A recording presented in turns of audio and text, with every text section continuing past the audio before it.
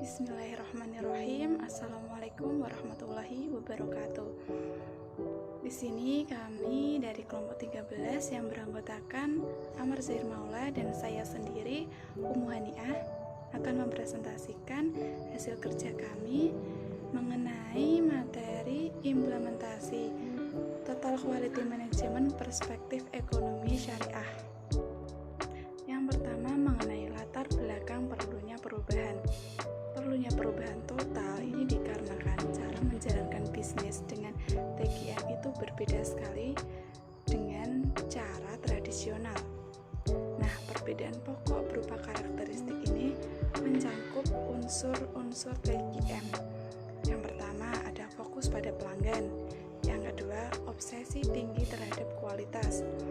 Yang ketiga, penggunaan pendekatan ilmiah dalam pengambilan keputusan dan pemecahan masalah.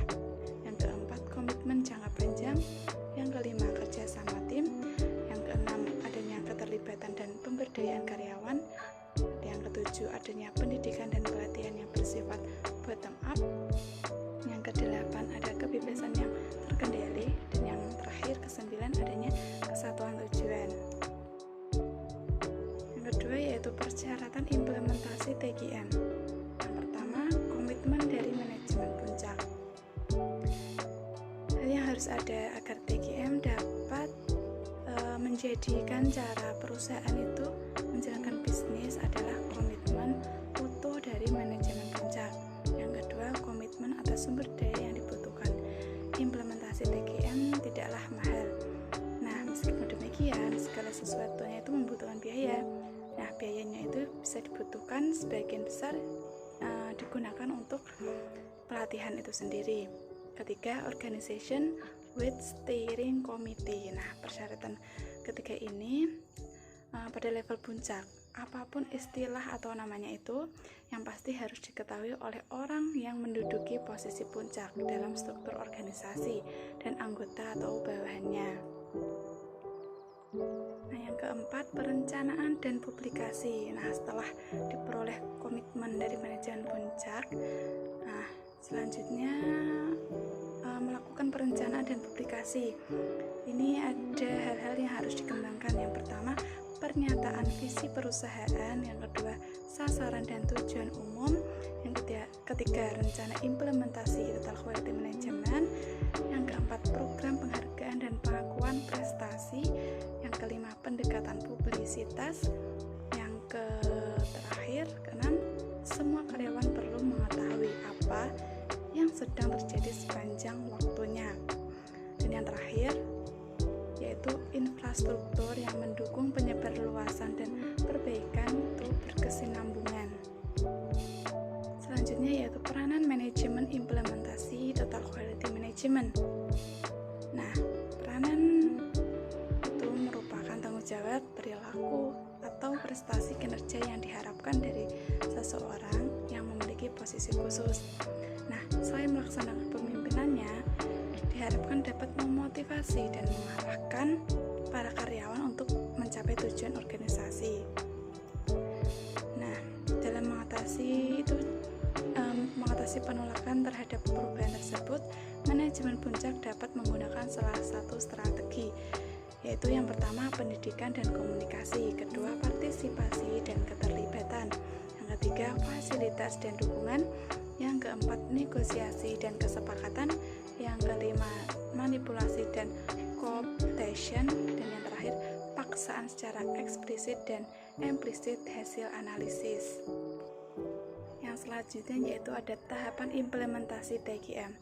Menurut Beth dan Cozzolino yang dikutip oleh Khairani dan Lestari, secara garis besarnya proses implementasi TQM itu mencakup ada 4. Yang pertama, manajemen puncak harus menjadikan TQM sebagai prioritas utama organisasi, visi yang jelas dan dapat dicapai, kemudian menyusun tujuan yang agresif bagi organisasi dan setiap unit. Nah, yang terpenting itu komitmen terhadap TQM melalui aktivitas mereka.